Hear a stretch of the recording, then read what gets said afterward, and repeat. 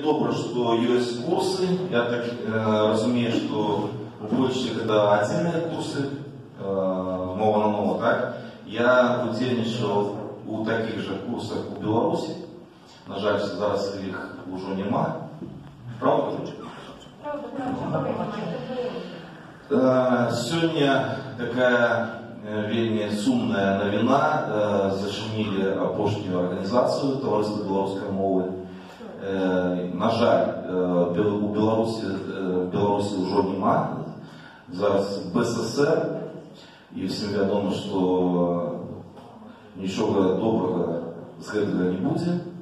На жаль. І тое, што на дадзены момант усе музыкі, творцы і інтэлігенцыя з'язджае з краіны па-розных, і па-рознаму што-то адбываецца. У меня свае, не буду казаць, моманты, чому з'їхав раптомно.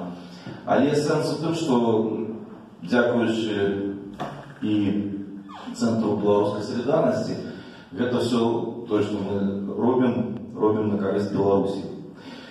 А наконт мова на мова, до культури будемо, як кажуть, звертатися.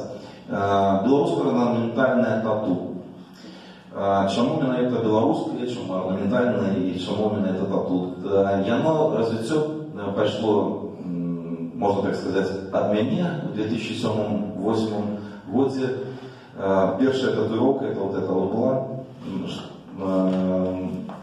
И мы с этой татуировкой заняли другое место в Киеве на международном тату-фестивале конвенции.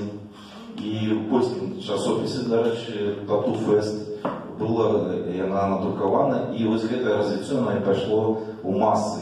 Адразу украінцы, зразумела, пачалі выкарыстоўваць арнамент у вышыванкі свае рабіць. Пасля палякі, літоўцы, балты і гэтак далей.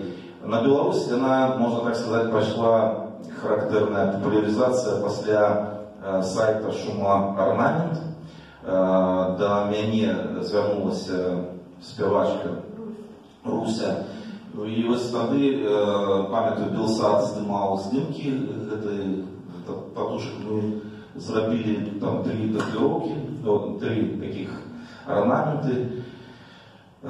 І вось гэтая папулярызацыя пайшла ў масы.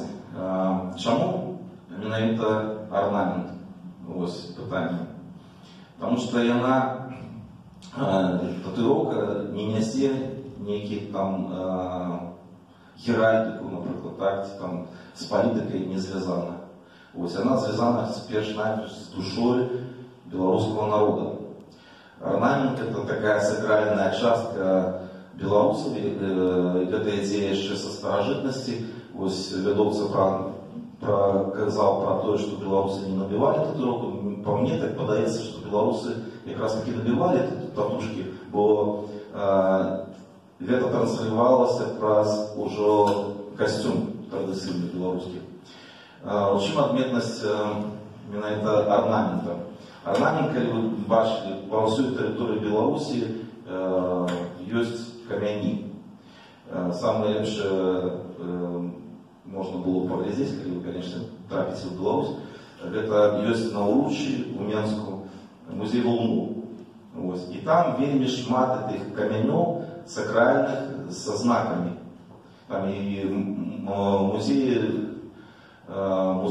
есть Мара, и вельмі вот меня она там узбудила, можно так сказать, до прац творчих.